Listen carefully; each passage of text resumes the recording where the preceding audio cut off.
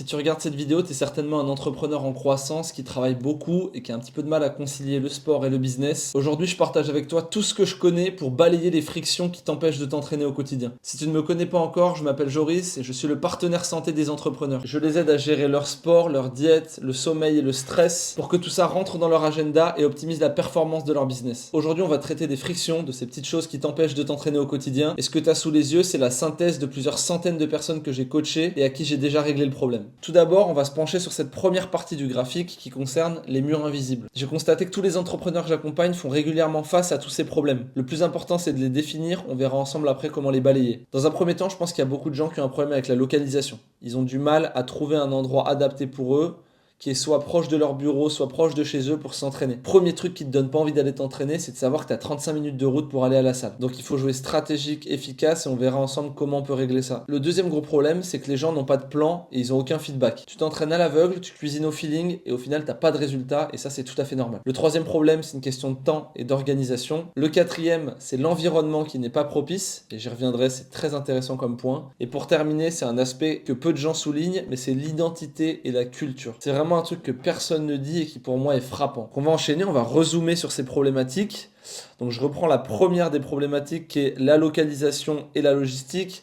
Donc comment est-ce qu'on peut régler un problème comme celui-là? Le problème c'est qu'on a trop de routes à faire, donc définis un endroit qui est entre ton bureau et ton domicile. C'est hyper simple comme conseil, mais est-ce que tu l'as déjà appliqué? Tu regardes toutes les salles de sport, tous les parcs qui sont proches de chez toi et tu choisis. Il y a un deuxième conseil que j'aime bien donner aussi, c'est de ne pas toujours être dépendant d'une salle de sport. Il y a certaines personnes qui croient que si on est hors d'une salle, on peut pas faire de sport, mais c'est pas le cas. J'ai noté ici du run, du poids du corps, des kits. On peut très bien acheter une sangle de suspension, l'accrocher à une porte et faire quelques exercices de renforcement musculaire. Donc garde en tête que tu n'es pas dépendant d'une salle de sport pour faire du sport. C'est très important. Dernière chose concernant le point de la localisation, tous les entrepreneurs que j'accompagne, ils voyagent énormément, quasiment toutes les 2 semaines en moyenne. Et je les invite sincèrement à regarder les options d'hôtel ou avoir des abonnements multisalles. Acceptez que c'est des frais supplémentaires, mais le fait que vous vous déplaciez énormément, ça peut pas être un frein à votre progression. Le deuxième gros point, on le voit juste ici, c'est le plan structuré et le feedback. Peu importe où vous en êtes dans votre niveau de pratique, je pense que tout le monde devrait être accompagné. Donc j'ai mis 2 exemples, une photo de coaching en physique, soit vous faire accompagner par un coach en présentiel,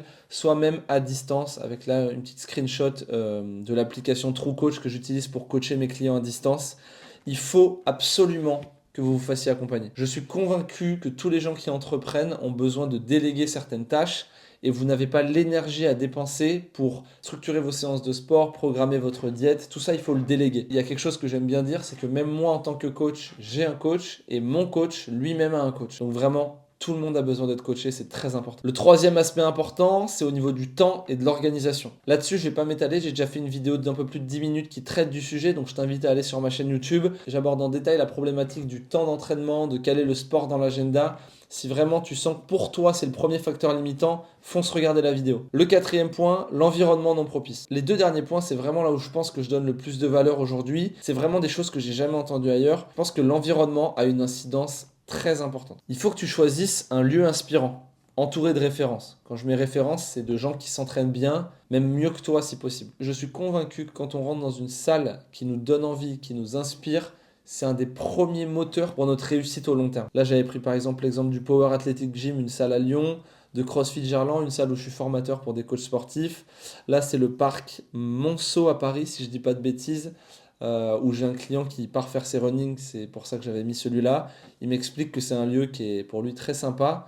Donc, il n'y a pas de secret. Je vais encore faire un tir sur les salles low cost, mais quand on rentre dans une salle où il faut être 5 pour tourner sur une machine, où il n'y a pas une bonne hygiène et où les gens se regardent même pas dans les yeux pour se dire bonjour, je vois pas trop comment ça peut vous motiver à rester là dans le temps et à progresser. J'ai aussi noté quelque chose dans ce quatrième point qui concerne l'environnement, c'est que vous devez avoir autour de vous un cercle qui valorise la performance physique. C'est pas grand chose, mais si vos amis, votre famille ne vous encouragent pas dans votre démarche, c'est problématique. Entourez-vous de gens qui sont en accord avec le fait que vous voulez être en meilleure santé et plus performant physiquement. Quelqu'un qui s'entraîne comme un dingue mais qui n'a aucune valorisation autour de lui de ce qu'il est en train de faire, c'est un frein supplémentaire. Après, c'est libre à chacun parce qu'on n'est pas tous influencés de la même manière par ce que nos proches nous disent, mais je suis convaincu que mes parents qui m'ont poussé à faire du sport très jeune ont un impact énorme sur ma vie d'aujourd'hui. Je vais aborder maintenant le dernier point, celui de l'identité et de la culture. C'est un point qui me tient à cœur, donc j'ai marqué embrasser les codes et être curieux, un éternel élève. Vous devez, quand vous souhaitez vous remettre en forme ou devenir plus performant physiquement, accepter qu'il y a une culture des codes. Quand on rentre dans une salle de CrossFit et qu'on est étranger à ça, ça peut être un peu bizarre, dérangeant. On voit des choses qu'on n'a pas l'habitude de voir. Vous devez avoir une ouverture d'esprit quand vous rentrez dans un club de fitness, dans un club de CrossFit, dans une salle d'Aerox, d'haltéro, peu importe le sport que vous allez faire en fait, même si c'est du padel ou du futsal en fait, peu importe, vous devez considérer que vous êtes un élève, vous êtes nouveau et vous devez être curieux au maximum, connaître les codes, connaître les langages, savoir quelles sont les habitudes des gens qui pratiquent ces sports. On a tous en nous un espèce de frein qui fait que quand on voit quelque chose de nouveau, ça nous fait peur. Mais ça, je le vois avec les gens que j'accompagne, c'est normal. Mais considérez que les premiers mois où vous allez rentrer dans une salle et où vous allez commencer à vous mettre en forme, vous êtes débutant à ça, et vous allez devoir accepter certaines nouvelles choses. Une autre manière de penser, de considérer vos efforts. C'est pour moi un des piliers vraiment importants pour durer dans le temps. Et j'ai pris l'exemple du CrossFit juste ici parce que je trouve que c'est celui qui le représente le plus. Il y a beaucoup de gens, quand ils entrent dans une salle de CrossFit, ils voient les noms des exercices en anglais, ça fait un peu peur. Ils voient des mecs torse nu qui font des burpees et qui sautent dans tous les sens. Ça aussi, c'est peut-être un peu impressionnant. Mais quand on s'intéresse à pourquoi ils font ça, à comment ils ont progressé grâce à ça, ben en fait, ça vaut le coup de paraître un peu bizarre pour les gens qui connaissent pas, c'est pas grave. Encore une fois, je reviens au point d'avant, mais le cercle qui valorise la performance physique ne va pas vous juger si vous faites des sports qui leur semblent étrangers ou quoi que ce soit. Ils vont juste voir que ça vous remet en forme, en meilleure santé, et ils vont être derrière vous pour ça. On a balayé les 5 points avec des solutions concrètes. J'aimerais maintenant vous apporter une réflexion concernant 2 sujets qui sont tirés de publications Instagram. D'ailleurs, si vous n'êtes pas abonné à mon Instagram, allez le faire, il s'affiche juste à l'écran. Je fais un petit rappel sur le fait qu'on est dans une société d'accès immédiat et que vous allez devoir embrasser un processus qui est long. Quand vous vous remettez en forme, on ne parle pas de 30, 60 ou 90 jours. Quand on est coaché, c'est pour du long terme, c'est pour plusieurs mois, voire plusieurs années. Et c'est là qu'on observe des vrais changements. Et je suis convaincu que la santé, la bonne santé et le bien vieillir, il est réservé aux gens qui acceptent ça. Et j'appuie un peu ce point-là avec la publication qui est à droite. Notre corps n'est pas adapté à ce que la société nous offre. Aujourd'hui, je claque des doigts, j'ai un repas qui est en bas de chez moi. Je peux scroller sur un réseau, j'ai un contenu qui me divertit dans l'instantané. Avec le sport, avec la santé, la remise en forme, ça ne fonctionne pas comme ça. Vous devez être constant et vous devez viser au long terme. Prends le temps de faire ce rappel, c'est très important parce que ça sert à rien que je vous donne toutes ces clés si en sortant de cette vidéo, vous vous dites que dans 2 semaines, vous aurez réglé tous vos problèmes. Vous pouvez appliquer toutes les choses que je vous donne aujourd'hui, mais viser vraiment au long terme, c'est très important. Alors maintenant qu'on a cité les murs invisibles, qu'on a regardé comment on pouvait apporter des solutions à ces problématiques et qu'on a revu un petit peu ensemble l'importance de viser au long terme, je vous propose qu'on regarde en dernier les actions à mettre en place immédiatement à la fin de cette vidéo. Juste avant que je te présente ce petit graphique, je te rappelle qu'en description, tu peux cliquer pour réserver gratuitement un appel avec moi.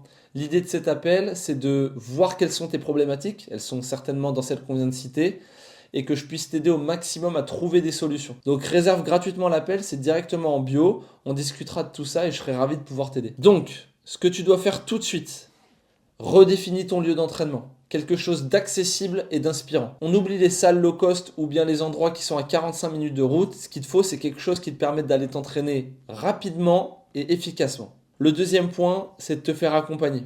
Tu as besoin d'avoir un coach. Moi ou un autre, peu importe. Ce dont j'ai besoin, c'est que cette vidéo, elle touche des gens et qu'elle les remette en mouvement. Et la dernière chose que tu dois faire directement, c'est d'aller visionner la vidéo que j'ai faite qui concerne la gestion de l'emploi du temps et le fait que tu as le temps de t'entraîner.